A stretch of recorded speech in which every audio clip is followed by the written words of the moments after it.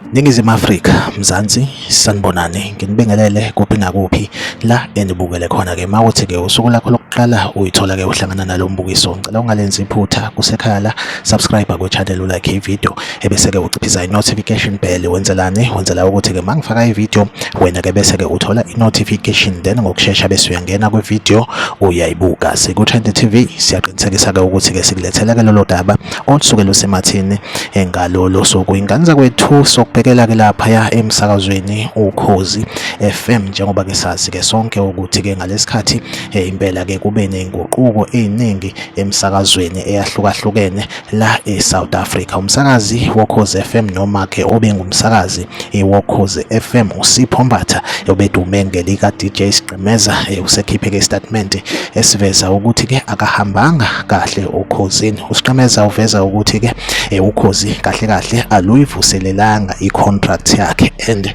kungamanga ukuthi-ke uzicelele ukuhamba ngoba efuna ukugxila okholweni, ukukhala ngendlela okwenzekwe ngayo nendlela nje okuxhunywane ngayo.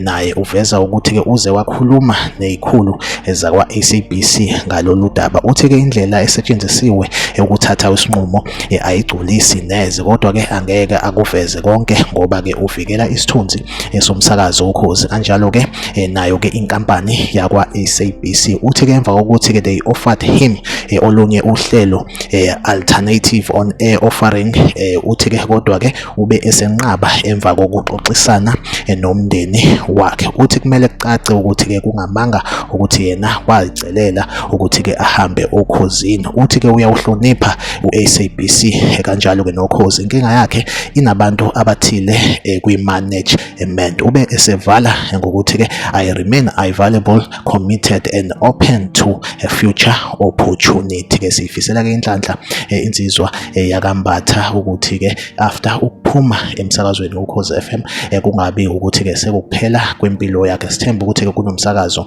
mhlambe-ke ozokwazi ukuthi-ke umntakula hayi yedwa, baningi abasakazi kuKhozi FM abalahlekelwe umsebenzi nabo futhi-ke esibabekwa emkhulekweni ukuthi-ke bakwazi ukuthi-ke impilo yabo ingabi isiphelela la, kodwa kube ukuthi-ke bayithola eminye-ke imisebenzi la abazofike bashayine khona. Like ivideo, subscribe kwi-channel, uphinde ucommente kwi-comment section ungitshela ukuthi kuthini ukuphawula kwakho ngalolu daba. Yize ku-Trend TV engizohlezi ngikhona ngulethela-ke esematheni usuku nosuku. Ahlangabezane kwivideo elandelayo.